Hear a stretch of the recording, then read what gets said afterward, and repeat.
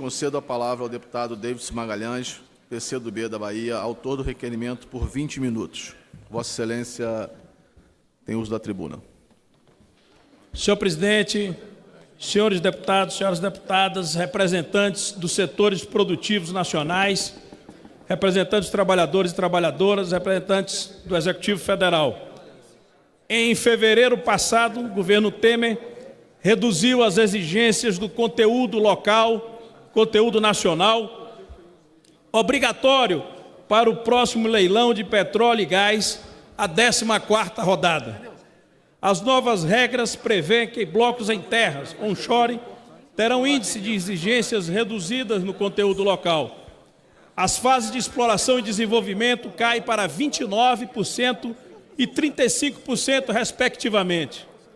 Já nos blocos em alto mar, offshore, 29%, inclusive na região do pré-sal, a fase de exploração teve sua exigência reduzida em 51%, enquanto na fase de desenvolvimento, essa redução atingiu 45%. Esse é um rude golpe para a indústria brasileira, em especial no atual quadro de grave recessão, quando sua capacidade ociosa supera 30%. Ao longo prazo, o dano dessa decisão será ainda maior não só para as empresas da cadeia produtiva, mas para a Petrobras e o Brasil. No Brasil, a regra vigente de conteúdo local exige que as empresas que obtêm a concessão para blocos exploratórios de petróleo e gás devem adquirir um percentual mínimo estabelecido de bens e serviços nacionais. Com o fim do monopólio estatal do petróleo em 95 e a Lei 9.478 de 1977, chamada Lei do Petróleo, foi introduzido nos contratos de concessão da ANP uma chamada cláusula de conteúdo local, demonstrando sua preocupação, a preocupação do Estado brasileiro com a ampliação e diversificação da indústria parapetroleira nacional. O conteúdo local constitui-se uma política de incentivo ao desenvolvimento da cadeia produtiva nacional através da compra de bens intermediários, equipamentos, mão de obra, serviços e outros insumos necessários à exploração e produção de petróleo e gás. Portanto, trata-se de uma iniciativa que o Estado brasileiro utiliza para apropriar nacionalmente uma parte maior da renda petroleira, além das participações governamentais de royalties, impostos e contribuições setoriais. A política de conteúdo local evoluiu da primeira rodada em 1999 até a 4ª rodada de licitação. Os percentuais de conteúdo local eram apenas declaratórios, computados somente para efeito de pontuação das ofertas das diferentes empresas. Nos governos Lula, a partir da 5ª rodada, 2003, os percentuais de conteúdo local ali apontados passaram a ser obrigatórios para bens e serviços em bloco terrestre, em blocos em águas rasas e blocos em águas profundas. Mecanismos de controle foram criados e aperfeiçoados para aferir a origem nacional ou estrangeira dos produtos comprados.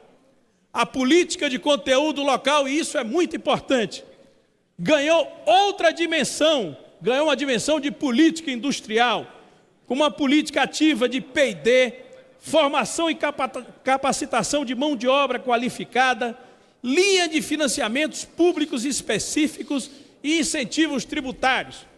Um conjunto de ações coordenadas foram desenvolvidas em diversas frentes, como o Programa de Mobilização da Indústria Nacional de Gás e Petróleo, PROMIP, a política de P&D da ANP, o Regime Aduaneiro Especial de Exportação e Produção de Petróleo e Gás Natural, REPETRO, o Programa de Recursos Humanos da ANP, o Fundo Setorial de Petróleo e Gás Natural, CTPetro, e o BNDES, FINEM. Essas iniciativas estruturantes, associadas ao arrojado plano de investimentos da Petrobras, são exemplos de iniciativas que superam as políticas industriais de reserva de mercado de caráter ineficiente e autárquico. Os resultados da internalização obrigatória da cadeia produtiva com conteúdo local são inquestionáveis. De 99 a 2015, segundo estudos da Fiesp, o valor bruto da produção de fornecedores de bens para a indústria de óleo e gás obteve um crescimento real de 180%, enquanto a indústria de transformação, nesse mesmo período, cresceu 85,4%. A quantidade de trabalhadores empregados nesse setor avançou de 42 mil para 108 mil, um crescimento de 156%. A competitividade desses fornecedores nacionais frente aos concorrentes estrangeiros também foi ampliada. Durante o boom do petróleo, quando os preços superaram $100, não mais se encontravam com facilidade fornecedores estrangeiros para a cadeia de petróleo e óleo e gás nacional. Todos com sua capacidade tomada. Foi a indústria do Brasil, a indústria nacional, com apoio do programa de conteúdo local, que conseguiu, à época, suprir boa parte da demanda, inclusive no exterior, garantindo a nossa segurança energética. A capacidade de produção e de tecnologia disponível na cadeia produtiva industrial nacional foi um fator fundamental para a manutenção dos investimentos da Petrobras, especialmente no pré-sal, responsável hoje por metade da produção de petróleo, cerca de 1 milhão de barris dia, atingido em tempo e produtividade recordes para os padrões internacionais. É simbólico o fato de duas principais plataformas de exploração do país ter, em média, 65% de conteúdo nacional. Portanto, é uma demonstração clara de que essa política de conteúdo local e as indústrias nacionais têm capacidade e eficiência para responder às necessidades da expansão da área de petróleo e gás no país. A cadeia produtiva de petróleo e gás é uma das que mais agrega valor em nossa economia. O efeito multiplicador dos investimentos em produção do óleo é expressivo. De acordo com os estudos da Fiesp, baseado na matriz insumo-produto, cada $1 bilhão investido na construção de uma plataforma que contenha 55% do valor do conteúdo próprio, gera 4,1 bilhões de dólares em produção industrial. O investimento primário no petróleo offshore multiplica por 4 a produção da indústria. É essa segurança industrial e esse efeito de agregação de valor que está em risco com essa redução das exigências do conteúdo local. É essa política de redução do conteúdo local que põe em risco esses avanços significativos na indústria parapetroleira brasileira. Agora mesmo, com o sucesso do programa de conteúdo local, interesses ligados a petroleiras estrangeiras que já estão ou que pretendem vir para o Brasil, conseguiram do governo de Temer o primeiro passo para o fim do conteúdo local, com a redução em cerca de 50% dos índices de conteúdo nacional, inclusive nas áreas estratégicas da produção de petróleo e gás do Brasil. O fato grave, e isso é uma denúncia de lesa pátria, é que a atual direção da Petrobras lidera as ações de desnacionalização do setor, o enfraquecimento da companhia brasileira. A nossa Petrobras começa e tem forte presença com o desmonte da política de conteúdo local.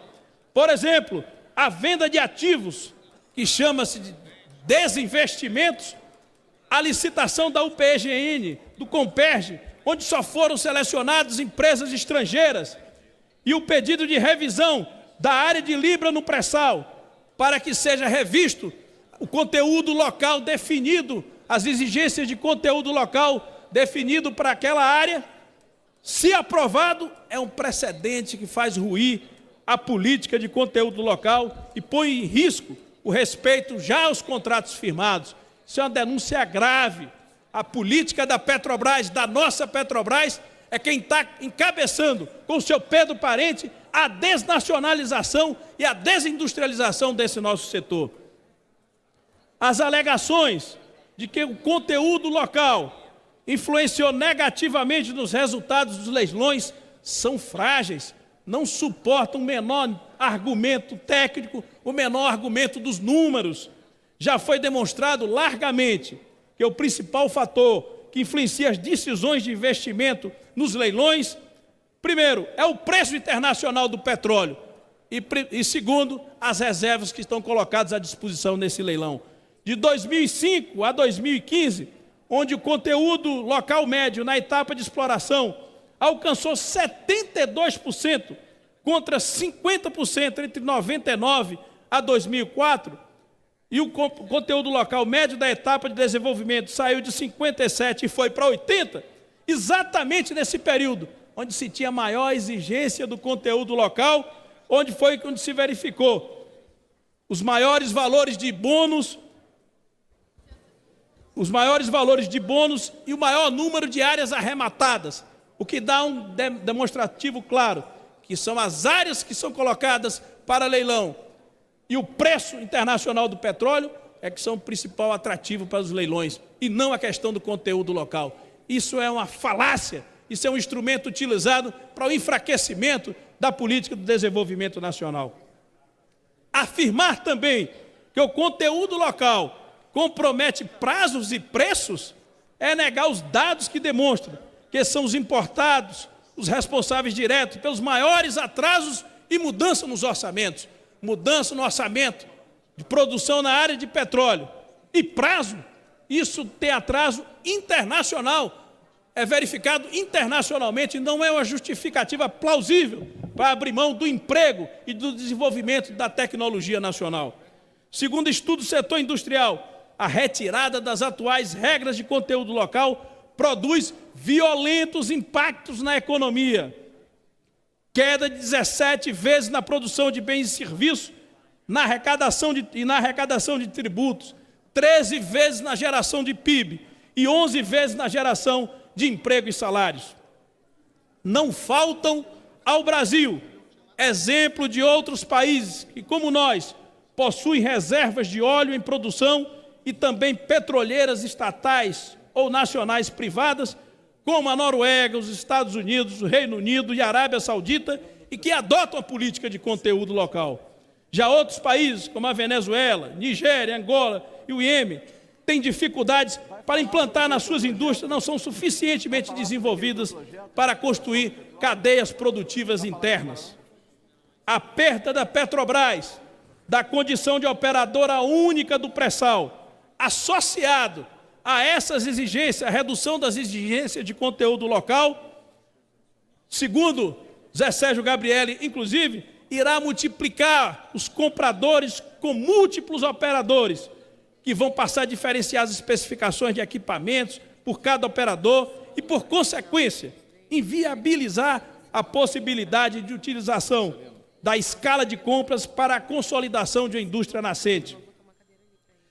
Essa questão do fim da operadora única, vindo as operadoras internacionais, as petroleiras internacionais, vão dar prioridade, como sempre deram, aos seus fornecedores e às suas cadeias nacionais de produção, como vão viabilizar, do ponto de vista da produção de escala, a nossa indústria nacional. Enquanto na atual conjuntura de crise mundial, os países desenvolvidos implementam políticas de proteção às indústrias e economias, o governo ilegítimo de Temer abre uma nova fase de desnacionalização e desmonte do parque produtivo brasileiro.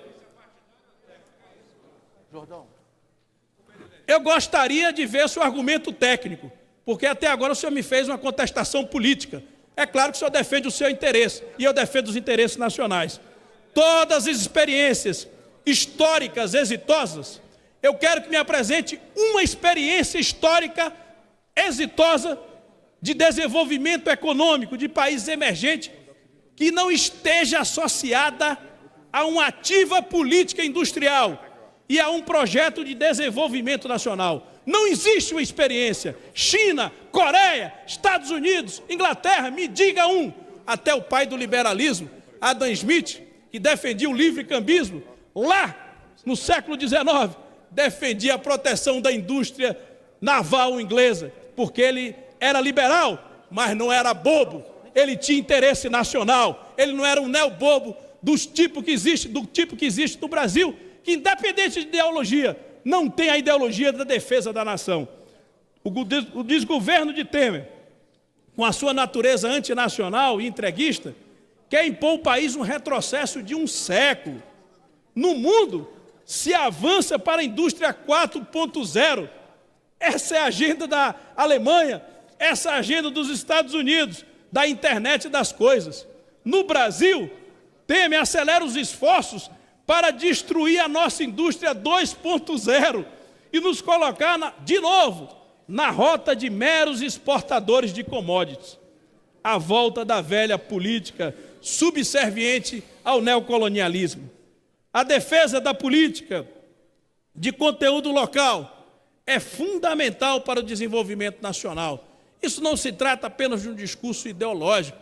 Esse discurso contra a política de conteúdo local não resiste ao debate técnico, não resiste ao debate econômico de quem pensa no país, de quem pensa no desenvolvimento de uma cadeia produtiva que gere emprego, renda no nosso Brasil, num desenvolvimento de uma cadeia produtiva que não exporte o emprego qualificado para fora do país, no desenvolvimento de uma empresa, de uma cadeia produtiva que gere aqui no país um valor agregado, multiplique-se e desenvolva as regiões e os setores industriais no Brasil. Voltar ao fortalecimento, e essa política está coordenada com um encaminhamento que está sendo feito à Petrobras, de desmonte da verticalização da Petrobras, para se transformar apenas numa empresa produtora e exportadora de petróleo. Isso é um retrocesso, é não conhecer a indústria de petróleo no mundo. A indústria de petróleo no mundo, de petróleo e gás, ela tem lucratividade quando ela é a indústria que vai do poço ao posto. É aí que está o processo de acúmulo de riqueza dentro de uma empresa de petróleo e gás no Brasil. São as empresas que estão desde a produção, da exploração, até a distribuição e a comercialização, passando pela química. Essa experiência internacional é essa experiência positiva que não quer se replicar no Brasil. É essa experiência recente dos países que, como a China, começaram mais atrasados, mas hoje que lideram o processo de industrialização no mundo, porque desenvolveram políticas industriais. Abrir mão de política industrial é voltar ao velho neocolonialismo e transformar o nosso país em exportador de produto primário e exportador de commodities. A defesa, portanto, do conteúdo local é fundamental para o desenvolvimento nacional. Interessa ao Brasil, interessa aos empresários brasileiros, interessa ao comércio brasileiro, interessa aos trabalhadores do país. Interessa a Petrobras, para que ela, aliás, a Petrobras, como disse um artigo da Sinaval, se não me falha a memória, é o maior exemplo de êxito da política de conteúdo local. O desenvolvimento tecnológico da Petrobras, de exploração, de produção em águas ultraprofundas, é o maior exemplo do êxito da política de conteúdo local. Nós que ficássemos dependendo da política de contrato de riscos, que foram desenvolvidas na época da ditadura, que nós estaríamos estagnados tecnologicamente até hoje, estaríamos estagnados do ponto de vista da produção de petróleo e gás nesse país. Por isso, senhor presidente, pela importância do tema, gostaria que fosse divulgado nesses meios oficiais esse nosso discurso e, acima de tudo, que nós façamos a partir de agora, como foi sugerido pelas frentes parlamentares, nós vamos levar esse debate aos estados, às federações de indústrias, junto com os trabalhadores, com as centrais sindicais. Nós precisamos movimentar e mobilizar esse país para não permitir a quebra da nossa indústria nacional. Nós vamos fazer reunião em todos os estados, levando esse debate da defesa do conteúdo local, da defesa do conteúdo nacional, porque ela diz respeito à nossa soberania, ao nosso desenvolvimento e ao nosso futuro. Muito obrigado. Quero aqui cumprimentar ao deputado David Magalhães e queria convidar